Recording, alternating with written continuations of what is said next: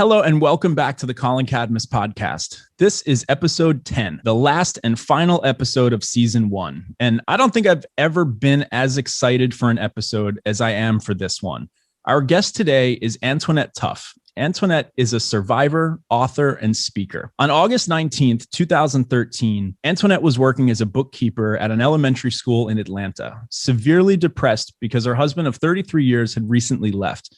She now, as a single mom, was faced with the daunting challenges of raising a son with multiple disabilities, a daughter in law school, and never did she think that she would become a hero, saving more than 1,000 lives, a best-selling author, an international celebrity, an expert on community safety, the founder and CEO of a nonprofit, Kids on the Move for Success, or a guest of Michelle Obama at the State of the Union address. The next day changed her life forever. Antoinette, an accidental hostage negotiator, used her experiences with challenging life issues to successfully convince an armed gunman to give her his AK-47. This is the only school shooter situation in the U.S. that ended without death or injury to students, faculty, parents, or the shooter himself. Experienced hostage negotiators, law enforcement, and community leaders have praised her intuitive yet textbook hostage negotiation skills that she used on August 20th, 2013 to save over 1,000 lives. When I came across Antoinette's story and I saw that she speaks about it, I knew that this would be the perfect way to conclude this season. Negotiation spans much farther into our lives than just sales. And there's really no better example of that than what Antoinette experienced that day. Her story is so incredible that in 2018, it actually got the recognition that it deserved when 7-time Grammy Award winner Toni Braxton starred as Antoinette in the movie Faith Under Fire for Lifetime TV. The movie's incredible. If you haven't seen it yet, check it out on Amazon. But before you do, right now, we are going to get to hear firsthand the story from Antoinette herself. Antoinette, thanks again so much for joining me today and being willing to share your story with us. Awesome. It's a great and a pleasure to be here on your podcast today, Colin. Likewise. I've been looking forward to this so much. And, we did our pre-interview and I watched the movie and I'm so into the story now. But today we get to go deeper than we did in our pre-interview. So I'm very excited. Obviously, I just gave a high level of the backstory there as an intro, but I think it's good to kind of start and hear from you. I'd like to start with what was going on in your life prior to this day, right? We talked a little bit about it in the intro, but to hear it from your own words, where were you at mentally? What was going through your head? Well, where I was at mentally was unstable. My ex-husband had actually left me. We had been together for 33 years. I had been with him since I was 13. We got a divorce when I was 46 years old. And so it was an overwhelming time for me trying to figure out what's my next. I didn't even have an electric bill in my name, trying to figure out like, where does my life start at now since I felt like it was over. 2 days before that, on August the 18th, it was not my first time trying to commit suicide, but it was my last. I went to one of the busiest streets here in Atlanta and I walked out in front of a car and the car didn't hit me. And then I walked out in front of a truck. And, anybody who knows about 18-wheelers, they can't stop on the dime, right? But this one did. Didn't know that he was stopping on a dime because 2 days later, God needed me to be in position to save over 870 innocent children, staff, and parents. When the young man walked into the elementary school, he was only 20 years old. He walked into the school with an AK-47 and about 500 rounds of ammo. And it was about 8 months after the actual Sandy Hook school shooting. So we had just seen all of these innocent lives taken. It was a devastating time. I thought it was already bad when my ex-husband left.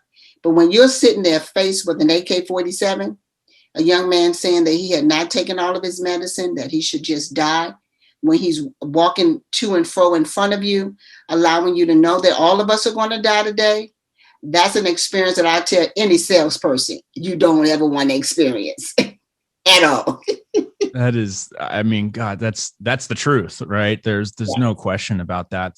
In the movie, I don't know if maybe I missed this, but there was something that I didn't pick up from the movie, and I'm curious if there's more to it that maybe just wasn't shown in the movie. But because you just mentioned there that he had said something about not having his medication and wanting to die. And I don't know if I picked on that in the movie, but I remember the big question I had at the end was, did we ever find out why he did this? What was going on with him?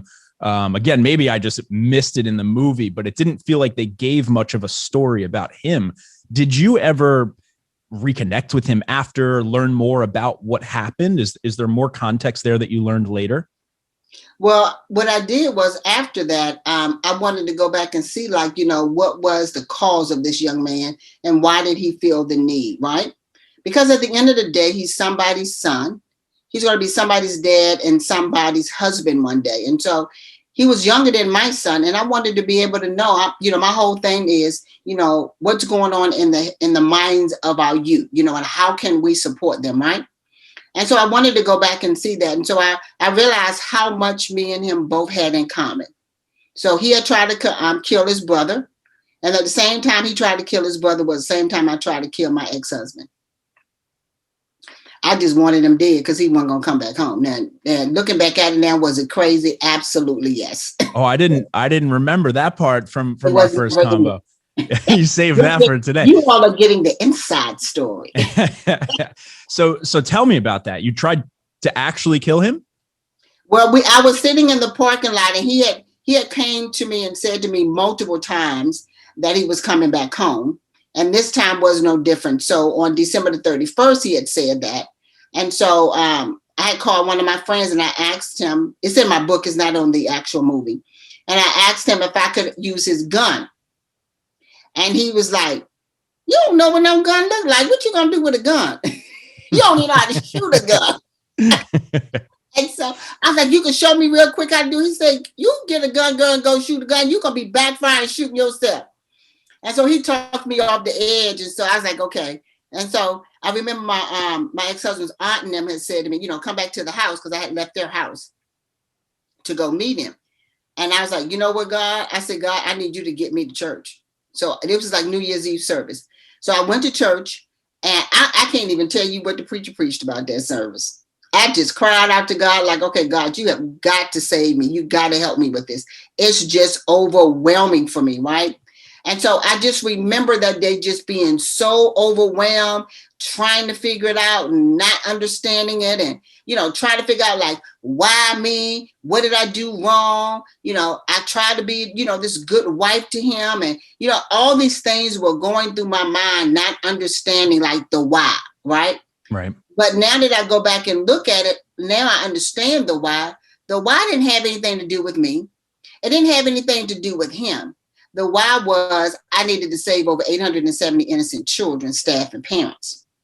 And if I had not been in that situation with him, then I would have not been ready, because I would have not known how to handle it. Me and my ex-husband, we were going on walks, having good times. We had went on a walk before I found out that he had wound up cheating on me and was in another affair. We had went on a date the weekend before, so how many of you all, and this is a question for your audience, and now it's really important because we got all this going on with Corona, right?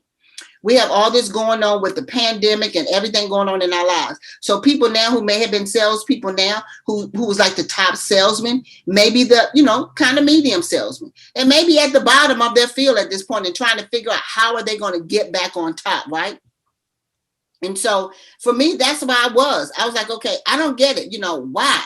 What did I do wrong? I made sure that I cooked breakfast, lunch, and dinner every day. He didn't have to do anything, And so how many of us are sitting down now and you're realizing now that the woman that you were married to, the man that you was married to, they really ain't who you thought you was married to. And now that we're in this pandemic, and they're seeing that they're not being able to live the lifestyles that they were living prior to the pandemic, right? Because you got some that was in sales making $100,000 just in sales. And now they may be making $50,000 or $25,000. And that same spouse that was right there with them when they were making $100,000 are no longer there. They checked out.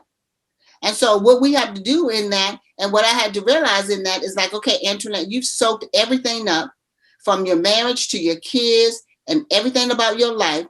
You've put it around everybody else. Now, how do you come back and realize and put it on yourself? So I had to do this thing I call the mirror that I do for myself. And I had to introduce myself to myself. And I had to say, Antoinette, meet Antoinette.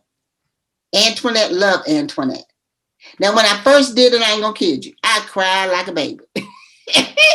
And so I'm telling your audience, they might cry like a baby the first time, but what you got to do is take out that time just to love you.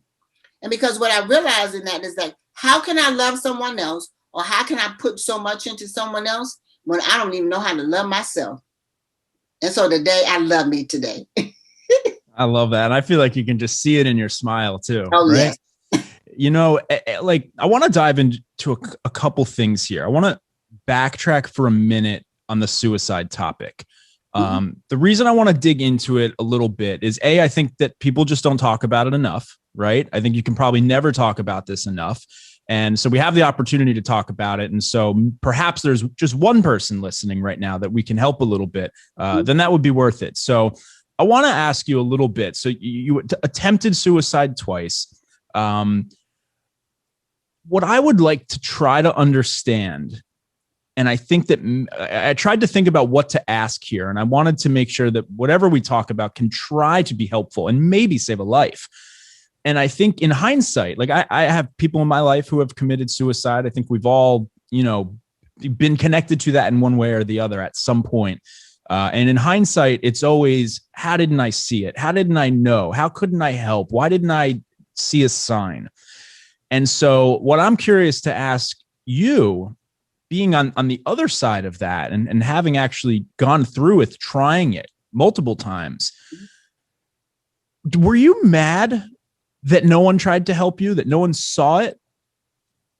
Did you feel like someone should have seen that you were needing help? Well, people did see it.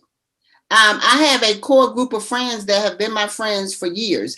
And one of the things that I was known for in my school at the time is my actual supply closet was like my prayer closet. So my teachers and educators knew when something was going on. I had oil in my office that I'm gonna oil you down, pray you down, and fix you back up and put you back out there in the classroom. I was known for that. So they knew when they had hard times, Antoinette and that supply closet was gonna get them right. Because we was gonna pray and all that. And so I had my principal and assistant principal they weren't principal and assistant principal then. They were my teachers, and one of them was my assistant principal. So they knew what I was going through. They moved from my school and went to another school where they're at now, where they're the principal and assistant principal. Okay. And so they helped save my life. They was talking me down, trying to figure out where I was and all of that. That every time I would go into one of my crises, God would always have an angel or somebody there that would connect to me and kind of walk me through the process or walk me through it and all of that. And so what I would say is you got to get you a good core of friends and somebody that's going to hold you accountable, somebody who's going to go in there and say, you ain't meet your sales today. What's going on? Okay. Our goal was we was going to meet ABC. And so it becomes iron sharpens iron. And if you don't have that person that's not going to check you, right, you might want to check out on them because they ain't the right person in your circle. Because you're going to have to, when you iron and sharpening iron, you're going to get into somewhere where I ain't going to like you today because you told me something I ain't want to hear. Right. And tomorrow I'm going to love you a whole lot because you done told me something I really needed to hear. So when you look at all that, you want to make sure that you come back and have somebody that's going to support you when you're doing good and support you when you're not doing good, and then be able to push you when you need to be pushed. And so for me, I had those kind of friends in my life, and those kind of friends are in my life today. I build relationships with people. I try to make sure that, when I'm in a crisis and when I'm not in a crisis, that I got people that can check me, but I know when they're checking me with love. They're not checking me with envy and jealousy and craziness. They're checking me because they literally love me and want the best for me. And so when you looking at, who's those core people that you're going to get in your circle, you want to be able to look at that. And so it was those people who came back to reach back every time when I was suicidal.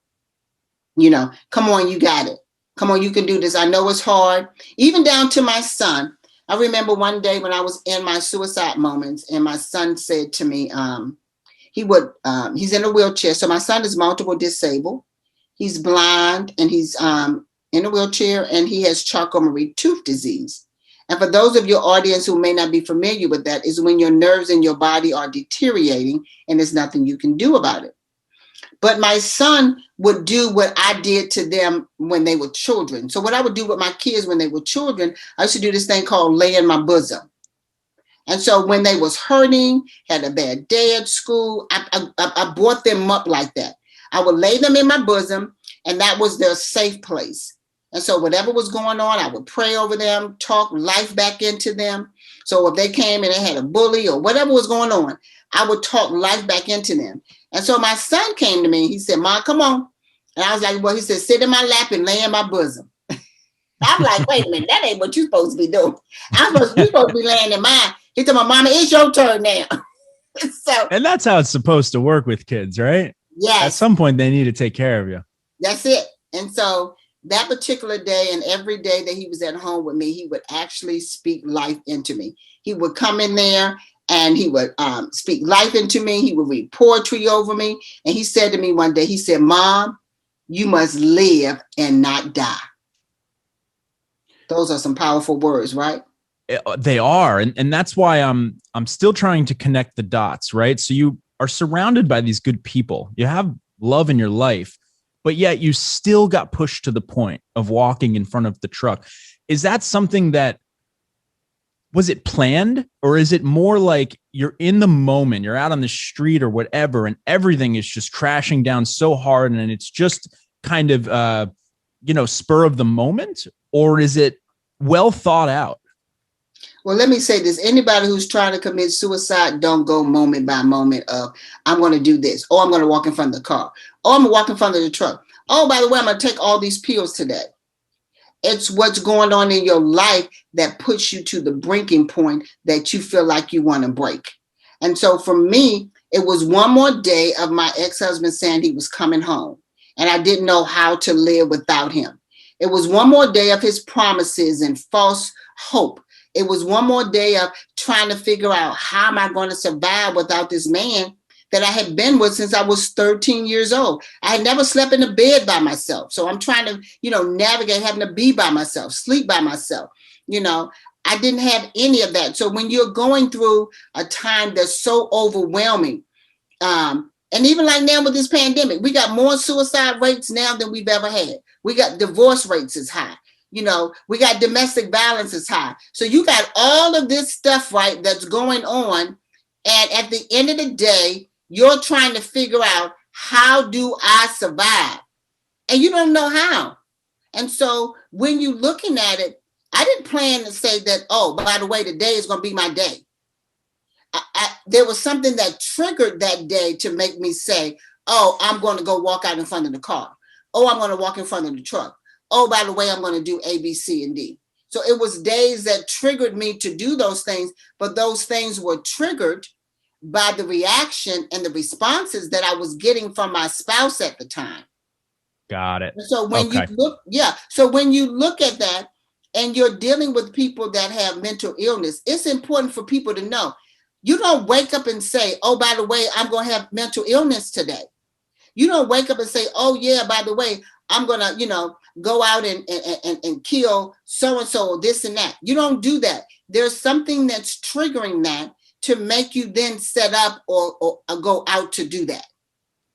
Got it. Okay. That makes a lot of sense for me now. So it's almost like life is just, it's building up. It's just creeping and you get a breaking point, right? And sort of like in life, all of the stars can align for the right reasons. And this is the polar opposite of that, right? And you're in this scenario where you just don't know what to do, right? Okay, that makes sense. Thank you so much for sharing that. And I want to throw in here, I did a little bit of research. And I want your audience to be able to understand. See, I didn't start off with walking out in front of the car in the truck. That was my end. And you got to go back and look at my beginning started in April of 2012. My end for my suicide ended on August the 18th, 2013.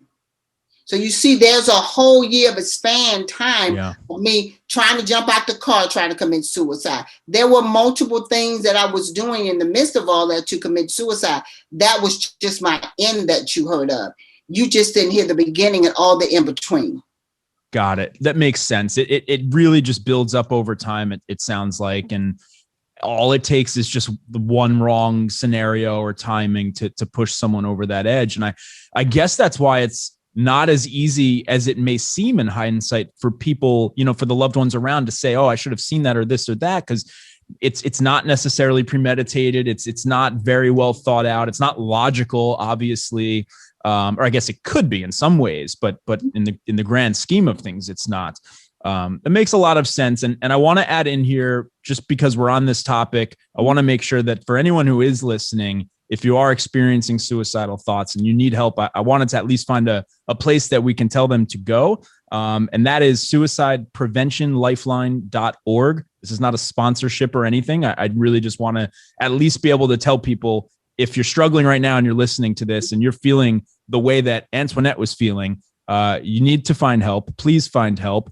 Killing yourself is not the answer. And Antoinette is living proof of that. Right. And there's almost 1,000 people that are alive today because she didn't kill herself and because she was there to save them. And so please, if you're struggling, suicidepreventionlifeline.org. To me, it looked like the best, most reputable place to go. I don't know if you have another suggestion, but I did some research and it looked like the right place to send people. But before we move on, to the rest of the story, is there any advice or anything you'd like to add there for someone who may be struggling with mental health or suicidal thoughts? I would tell them to go and sit on a sofa. Go get you a therapist or somebody that you can talk to. Sometimes you can't talk to your family. Yeah. Sometimes you can't talk to friends. Sometimes it takes a total stranger to be able to pour out your heart and say, this is what I'm going through. I'm struggling today. Right now, today, I still have me 2 sessions twice a month. With all going on with COVID and all that, everything that's going on in our lives and everything that's going on in my life, I sit down. I talk through those thoughts, because if you don't, it's just like when you go and you say, okay, I'm going to go and I'm going to, I'm going to lose some weight and I'm not going to eat that chocolate chip cookie. And somebody in the house bring a whole dozen of fresh chocolate chip cookies. It's always on that day too, right? Yeah. When you have decided that you was not going to eat chocolate chip cookies. And in your mind, you telling yourself, I'm not going to eat that chocolate chip cookie. And for some reason, they just got them fresh, hot, baked chocolate chip cookies. And all you can smell is the good old chocolate melting in the cookie. Now, when you sit there, you can't do nothing but say to yourself, I'm going to start this tomorrow because I'm going to eat me one of them cookies. Right. That's just how life is. When you go in and you get an actual temptation, don't allow it to just sit there and fester. You got to do something about it. And that means if you got to go sit on somebody's sofa somewhere and say, I need some time, I need to have some conversation. If you need to call a hotline, I would encourage you to love you today. Because one thing I learned about all of that through it all was that it helped me to love me. And I didn't know that I didn't love me until that, because I thought I did. If anybody would have asked me, well, Antoinette, you love yourself? I'm like, yeah, I love myself. But it wasn't until my life changed that I realized that I really did not love myself. And so I'll tell anybody, first of all, do my mirror challenge. Go in there and look in the mirror and introduce yourself to yourself. Love on yourself. Take some time out for yourself. It's good to have family. But even as women, we are like sponges. We soak it all up. Go get you, I don't care if you go to Chick-fil-A, McDonald's, and get you an ice cream cone with a good old book and sit in your car. Get you some mommy time. Get you some mommy time, daddy time for those single dads, because we got single dads too. Get you some time just for yourself, just to love on yourself. And sometimes you just have to do it for 15 minutes. Don't do it for hours, because your family may not be able to, understand it and all that. Start off with 15 minutes. But no matter what, love on yourself. It's important. It's so important. And people say it, but it's hard to understand, I think, and especially when you're young, because I didn't really understand what loving myself meant, I think, until recently. And I'm just turned 35, but it took me a long time to figure that out. And you know, it sounds like you were in a very close relationship for a very long time. And it's almost like you didn't have the chance to learn how to love yourself because you were so busy loving him and your kids. And then all of a sudden, you know, you're by yourself and you're like, I can hate myself, or I can look myself in the mirror and reintroduce myself. And I love that story. And the therapy, I need to take my own advice and your advice on it. I've been saying for years that I'm going to go to therapy. I'm a huge Howard Stern fan. And for anyone who knows Howard Stern, if you've listened to him over the course of his career, he started out as a crazy, immature kind of jerk. And now you listen to him and he's a completely different person. He's humble. He's nice. He's sweet. He's been in therapy for 30 years and it has completely molded him into this different person. And it's been incredible to listen to. Anyway, I've always said that I need to do that. And I'll tell you, you know what, I'll be a little vulnerable here since you are as well. I went once. I went one time. It was about 2 years ago. I was feeling depressed. Just life was, you know, piling up a little bit. And I said, maybe this is the time to go just talk to someone. And I went in, it was a lunch break. Like I left work at lunch, went, you know, had a therapist down the road, I sat down and I won't say what he asked me, but he asked me one question and I don't know why, but I bawled out crying and I walked out. I panicked and I walked out and I never went back. And I still to this day don't know why I cried. It was very strange. It was just one question. And it was like he struck something in me and I'm like, I'm not going there. And I just ran, you know, I basically was just like, I'll reschedule or something, you know, you get out of there. But, you know, I think something that I want to explore as well. I think there's so much self-growth that can happen there, whether you're suicidal or not, right? I think even a person who's mentally stable can probably still benefit from that stuff. So even find yourself a group. One of the things that I do is I have a Living on Purpose program that I do for women, right? And it's a 12-week program that we do. I only take 10 women, so we do it on Zoom. But I only take 10 so everybody has an opportunity to speak and all that, right? Walk them through the process of being their bold, brave, and beautiful selves and, you know, putting them back in the driver's seat. We do mommy time out of it. They love mommy time. And so, but what it is that it gives you an actual community. And I think that's what we're missing. And I would say to our salespeople out there is to build you a community. You know, build you a community of other salespeople that are not in competition with you, but can come back, and like I said earlier, and iron sharpens iron, and build you a community that can be able to come in and say, okay, you don't understand that? Let me show you how to do that. I did that a couple of weeks ago. I know how to do that. Oh, let me show you what this looks like. But what they do is they come in and they support each other. And so that was one of the reasons why I did my Living on Purpose actual program for 12 weeks, because I was like, I do not want another woman to feel like I felt when my ex-husband left me. I don't want them to feel hopeless and, you know, overwhelmed because they're taking themselves and putting everybody before them. So my women that are coming out of my program in a couple of weeks, they're going to be some bold, brave, and beautiful women. I love that. How many weeks is the program? It's 12 weeks. 12 weeks. And so our next session is going to start May the 4th. And so any of your audience would love to come over. They can always go on my AntoinetteTuff.com and sign up for my Women on the Move for Success, our Living on Purpose program. I love it. Now that's in addition to what the other program that we're going to talk about, right? That's right. That's right. Okay. Got it. I want to make sure we don't confuse everyone. That's okay. Right. All right. Let's jump into it here. So it's August 20th, right? You're struggling mentally. You're in a dark place. You get to school and I'll let you take it from there. Well, I get to school and because I'm in an overwhelming space, I have one of the secretary asked me, she said, well, Antoinette, you know, she's coming in, she's brand new. So I was helping her a little bit. Then my principal says, well, can you help her with relieving her for lunch? And anybody know, busy day, you don't want to do all that. You know, it's a busy day. I'm trying to do my stuff. I ain't trying to do all that. I'm like, that's when you want to say, that ain't my job description. Right. I mean, y'all salespeople gonna understand, look, that ain't on my, no, I'm trying to get my own sales up, right? But I was like, okay. But by this time, I get back to my office trying to get all my stuff together so I can relieve her. And I get a phone call from the bank wanting $14,000 in 7 days. So I'm saying to myself, did they get the memo? My husband had left me with all these bills. I ain't got no money. I just got the car back because I was bumming a ride before that. Literally just got the car at the shop. And so I'm sitting there just overwhelmed, bawling out, crying. The door closed. Nobody knows that I'm crying. Nobody knows that my husband was gone. My teachers and everybody found out that my husband left me when they seen my story on CNN. Nobody knew. Oh, man.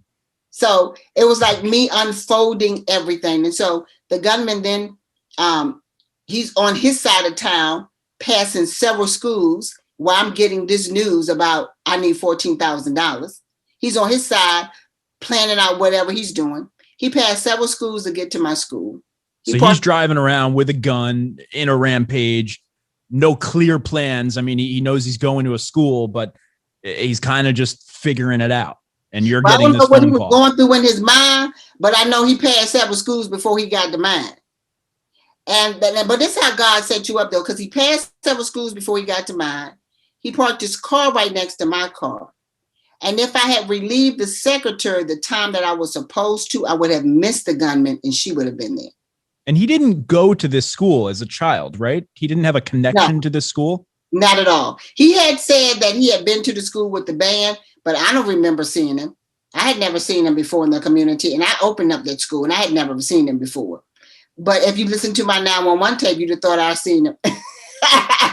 So with all of that, you go back and you look at all that. But what I wanted to do with that was, you're in this environment, right? It's a diverse environment. He's Caucasian, I'm African-American. He comes into an African-American school. So you're looking at diversity all the way around, right? You want to make sure that in this environment that I'm now talking to this gunman, how can I make him feel like he's included, right? How can I make this environment feel like an inclusive environment in this diverse situation, right? Let me pause you right there. Mm-hmm. How did you know to think that? Because that's the brilliance behind everything that you did that day. It really starts with that foundational thought. How did that even occur to you? I mean, you're depressed in a bad mindset. B, you have a gun in your face with a guy who's losing his mind, and you think so rationally to recognize something that I don't think most people know that is the hostage negotiation strategy, right? It is to first start to recognize them as a person and make them try to feel more comfortable, right? Essentially, where did that come from, that intuition? Well, I'm going to be honest with you. I don't know what your audience and anybody else's higher being is, but mine is God. Because I had been in that situation and been suicidal and trying to figure it out, I didn't have anybody else to turn to. And I had already had a relationship with God. It just started building even more so. And so, I was sitting there the whole time, like screaming on the inside. Thought I was screaming on the outside. Like, God, do you see what I see? Okay, he going to and fro. He said, we all gonna die today. Okay, I tried to commit suicide 2 days ago, but I ain't trying to tell this young man to come in and take my life with this gun. That ain't what I signed up for. And that's what he said, right? When he came in, he says, everyone's gonna die, right? Yeah. And he said it multiple times. And so while we're in this environment, creating this environment, right, you still got to mix a little something else in the sauce. And I call it psychological safety. Because how you going to allow him, and psychological safety, for those who don't know, is mentally. This young man is saying to me, I hadn't taken my medicine, I'm not mentally stable, and we're all going to die today. So when you put diversity, inclusion, and psychological safety together, I call it DIPS. And if you don't have DIPS in your organization, DIPS in your sales process, DIPS in your home, and DIPS in every area of your life, your money gonna be looking funny and your change gonna be looking strange. I had to write that down because I love that acronym. So I was just writing that down. That's so good. DIPS. Yes. And so it sounds like after, I guess I'm fast forwarding and then we'll go back, but just throwing this in here for context as we go, because Antoinette, you went through this whole experience and then obviously it created a bit of a revelation in your life, right? It changed the trajectory of everything that you do. And what's most impressive, and again, I'm skipping ahead and we'll go back, but I just want to add it for context to everyone, is that you took all of this experience and you figured out how to reflect on it, not only build a business out of it and help spread the word and help people from the experience, but you're very good at packaging it, right? Like going back and looking at what you did with the acronyms and it's turned you into an incredible trainer and teacher.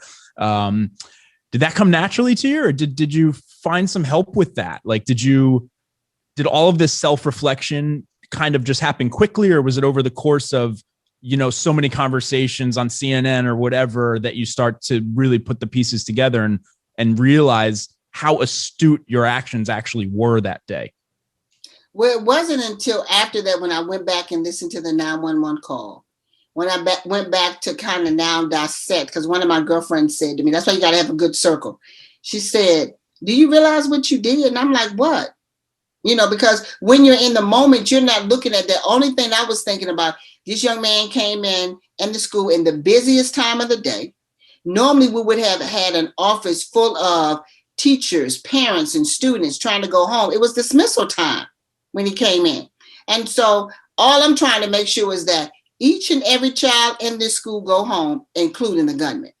And so I wasn't thinking about what tactics I was using. I was a hostage negotiator. Only thing I'm thinking about, this young man that came into the school, parked his car next to my car. A parent opened the door to allow him to get in. So that's how he got in the building.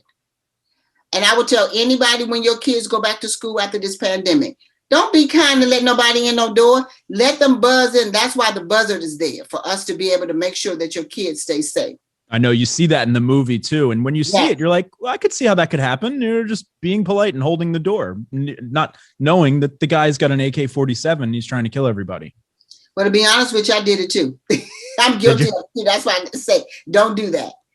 But you don't realize all of that until you come out of it. So when I came out of it and I started doing keynote speaking all over the world, going into corporations, going into schools, going into nonprofits and all of that, associations. And I was like, okay, what tactics did I use? And that's when I realized, and I came up with Tuff tactics. And Tuff tactics stands for compassion, confidence, and control. So when that gunman came in, the reason why I was able to disarm him, because I showed him compassion. And I allowed him to be able to know that in the midst of that compassion, that I had confidence in it and I heard his voice. I allowed him to know that every word that proceeded out of his mouth that day was going to be able to be heard by me. Why? Because it was life or death for all of us that day, including him. And then I allowed him to be able to know that he was in control, as he thought, but in all reality, I was. And so when you come back and look at those Tuff tactics, can you create an environment in your workplace to make sure that you have Tuff tactics, compassion, confidence, and control while you're in the midst of diversity, inclusion, and psychological safety? Because when we come out of all this and people have been in their homes for so long, it's going to be some dips. Yeah. And you're going to need to be able to train your employees and your management staff and your teams of how to come back in a safe environment where everybody feels included. It will be no more normal as usual. You're going to have to be able to show them, what does that look like? How do I come back and allow my staff to know that equality matters? How do I go back and make sure that I got diversity in my management staff? Because a lot of times what we do is we look at our, employees and say, oh, okay, my C-level employees, they, I got a little mixture there, but a little mixture in C-level is not going to work anymore. Yep. We're going to have to have diversity in all areas of our nonprofits, our for-profits, our associations, every aspect of our lives. It's going to require it. Yeah. I feel like we've made the most leaps and bounds, at least talking about the subject in the past, 6 months, maybe going on a year. And so the timing of being able to speak to you is impeccable there. Let me kind of wrap up the story of what happened that day, and then let's jump into Dax. We've got about 15 minutes left here. And so obviously, again, for anyone who's finding this story intriguing, you have to go watch the movie. I mean, we can't possibly pack it all into this, But watch the movie. It's on Amazon, and you'll get to actually see. And I remember the first thing I asked you when we spoke the first time, I said, how accurate is the movie? Did you feel like that really was like the way you were? And you're like, yeah, like she knocked it out of the park. And when I watched that, you know, the way you're describing it is crystal clear, but when you see it, it's almost a little bit more impactful, because it's so shocking to see someone speaking to a man with a gun who is out of his mind and telling you that he can kill everyone. And your instinct is to treat him like a human. Your instinct was not to treat him like a psychopath with a gun, which would have probably been my instinct and mostly anyone else's probably in that school. Right. And that's why to go back to your talk earlier about, the suicide, I forget it. I'm trying to remember exactly what you said, but you said something about, the timing wasn't right or something. But really, or sorry, I'm forgetting, I'm trying to quote you, but I'm misquoting it. But really what I'm saying is everything that happened to you, here's what it was. You were saying, why me? Why me? Why me? Right? That when you're feeling suicidal, why are all these things happening to me? Why are all these bad things happening? And I think that it almost seems like this is exactly why all of those things happened, right? Why not me? Yeah, exactly. Like it actually was preparing you to save all of these lives. And that's what all of the life lessons and everything that you went through leading up to this, that's the irony of the whole situation, right? Is that it was all essentially a test to see, are you the person who's going to save the day? And you did. Well, the thing about it is that when you look at it, I could have looked at the gunman as, he's suicidal. He's talking about he should have didn't take his medicine. I could have went down that road, right? But at the end of the day, going down that road, how was it going to help either one of us? That day, I was Antoinette in pain, meeting Michael in pain. That day, we was pain meeting pain. So I didn't have time to judge him and do all that. All I could see for myself was, here's a young man crying out for help. And 2 days before that, I was crying out for help, and somebody saved him and helped me. And so for me, I even do my life like that today. That's why I do my Living on Purpose program with my women. That's why it's important for me to be able to do women. That's why I do my Kids on the Move for Success, because I don't want another youth to feel like Michael Hill did. I don't want another youth to be able to come back and say that life is not worth living for. And so that's why I do Women on the Move to support women, Kids on the Move to support kids. And then I do Leaders on the Move, where we do the Ultimate Diversity Blueprint program out of that. So people can come back and say, well, Antoinette, I heard what you said. We don't have that. They can come out and say, I really want that program in my office. I don't know what to do. How do we do that? And so in that program, we take them on the 6-module Tuff Tactic excursion, teaching them what that looks like in their organization, and, doing organization initiatives and showing them what that looks like so their team can get on one page, going in and teaching them the 3 R's and, being able to restore and revitalize and reconnect with their organization and their team members for a win-win for everybody, right? And then come in and do some diversity in there and inclusion and psychologically safe environments for the workplace. But then we also sprinkle a little bit of effective communication on that so that we can be able to come back to make a wholeness within an organization. And so people can come back and say, Antoinette, I'm new at this. How do I do it? They can come back and, they can come and do the Kickstart program, which is our smaller program that we do for about 4 weeks for organizations and all of that. Or they can come and say, Antoinette, we did this for a little bit. We try to take a little bit extra dive on that. And they can do our Deeper Dive program, which is a 12-week program. And then we do have some of our organizations who say, Antoinette, we're going to need a whole lot more. Can you give me more than that? And so we do our mastery program, which we come back and cultivate that for them. And it's about a 6 months program, between 3 to 6 months. And we come back and, saturate them and make sure that they have what they need and all of that. And all of those things are actually on my website that people can go in and be able to see all the training that we do for our Leaders on the Move for Success and even our Women on the Move for Success. And even they can go over and click the button where it says for my nonprofit and be able to visit what my Kids on the Move for Success is. So I try to make sure that out of that, how do we come back and touch each and every person as a whole? So wherever you are female, you got somewhere to go. Wherever you are youth, you got somewhere to go. Wherever you are male and a female trying to run a business and trying to figure it out, everybody has somewhere that they can plug in. And so for me, what that day showed me was, yes, Antoinette, you saved over 870 innocent lives, parents, students, and even the gunman that day. But what's more important is how we're going to save lives moving forward.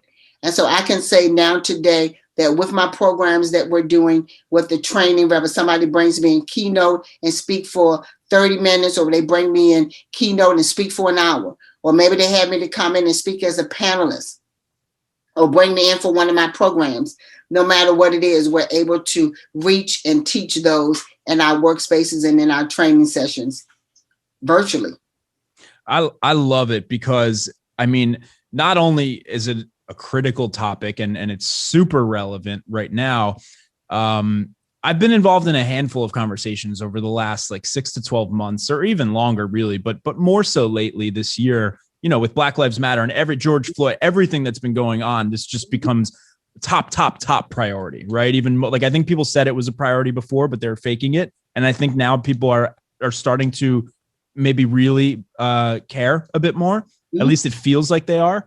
But I'll tell you, I've been involved in a handful of these conversations, often with white leaders. There are not many people of color in the sales world. Hate to say it. And so trying to solve these problems or even figure out how to approach them has been very difficult for a lot of these leaders because they come from a different world, right? They don't necessarily have the perspective to understand how to approach it or what to do. And so I love that you're available, because I think even if you do have that context, I think having a third party facilitate this type of workshop or you know, however it comes together, whatever the organization needs, I think you need a third party for it. I really do, because I've seen some of these conversations, that we say, all right, we want to be inclusive. We want to have an open place. We're going to put together a committee and we're going to invite anyone who wants to attend. And I've seen these things happen, and it's people making effort from the right place, trying to do the right thing. But often those conversations become very awkward and uncomfortable, and people are scared to say the wrong thing. Some people don't talk.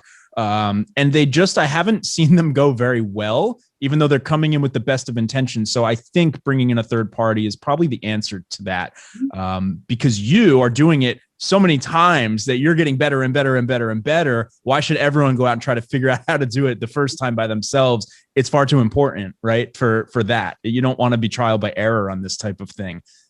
So I love that you're available for that. And the thing that really helps me with the cause when I do it is because I bring you in on that day with me.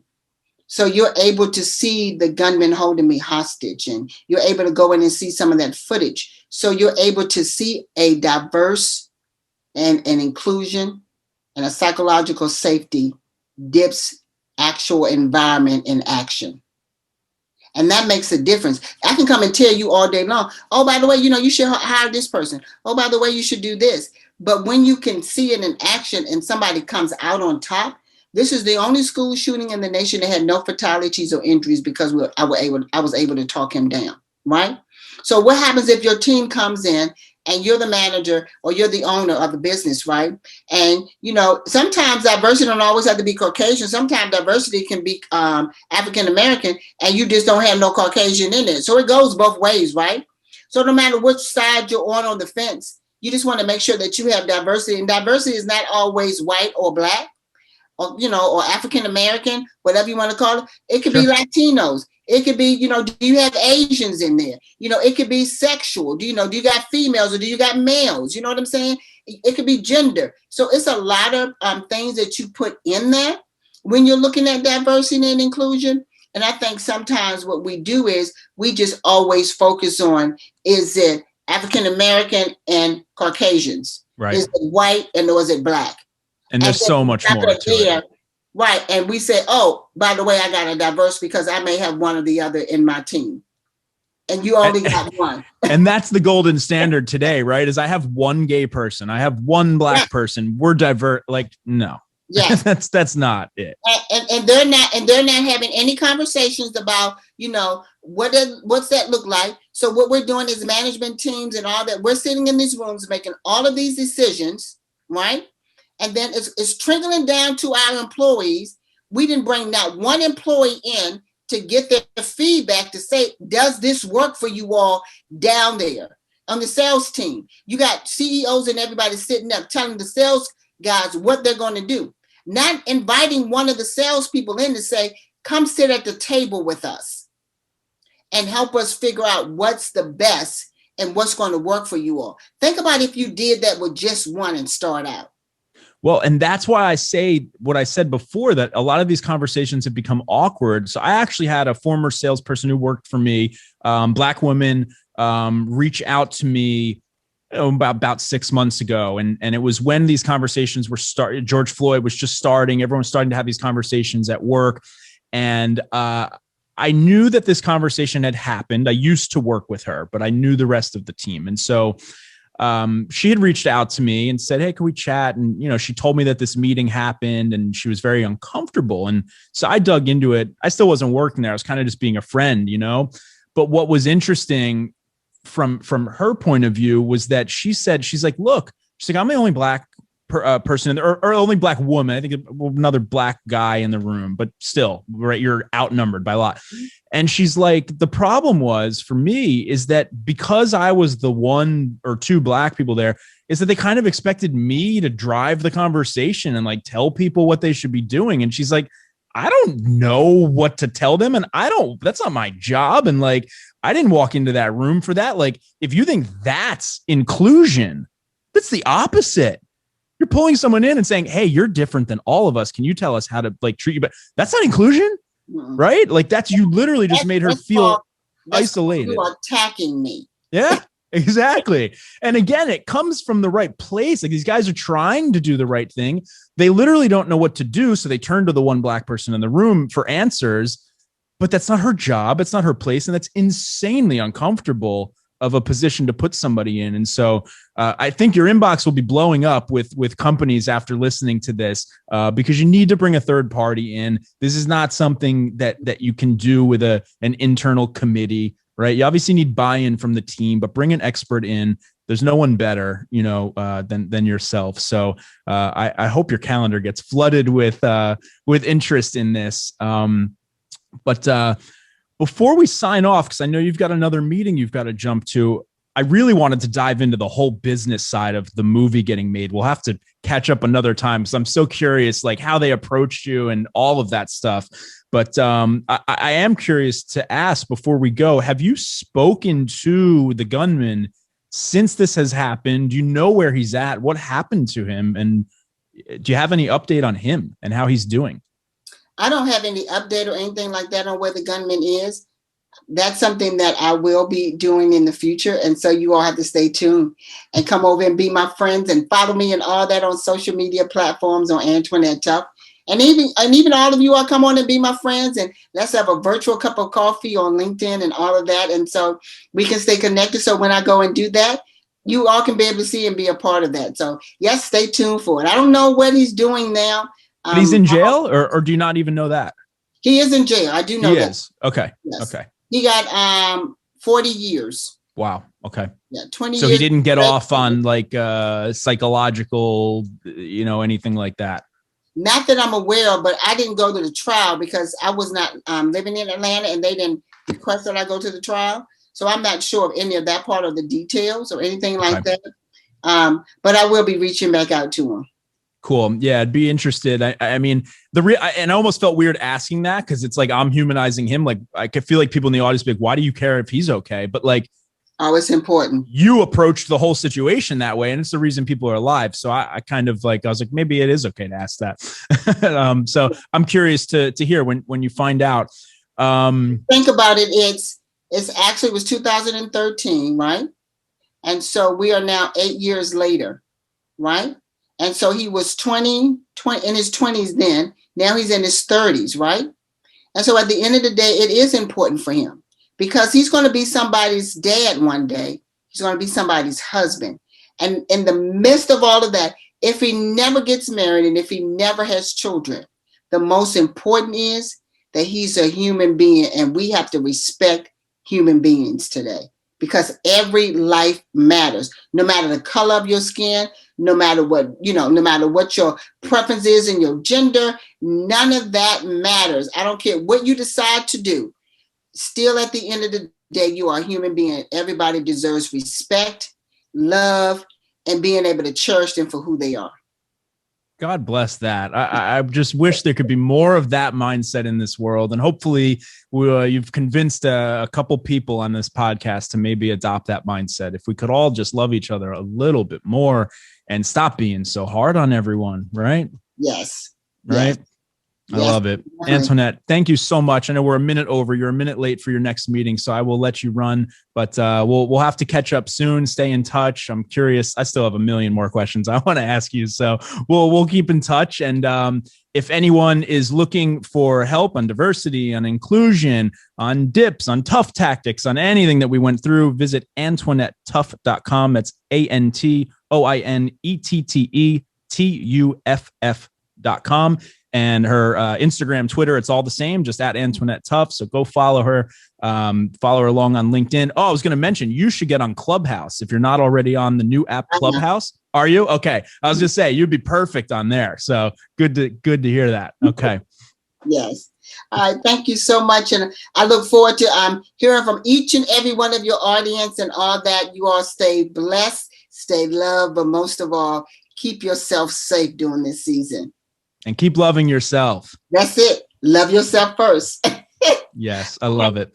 Thank you, Antoinette. You're welcome. Have a great one. Likewise. We'll talk soon. Okay, bye-bye. Bye. Thank you so much for listening to this episode of the Colin Cadmus podcast. Please don't forget, this episode was brought to you by Lessonly. Check out lessonly.com. That's LESSONLY.com. This episode was also brought to you by Spiff. Check out spiff.com/Colin. Please don't forget to like, comment, and subscribe. Thank you so much for listening and watching, and I'll see you next time.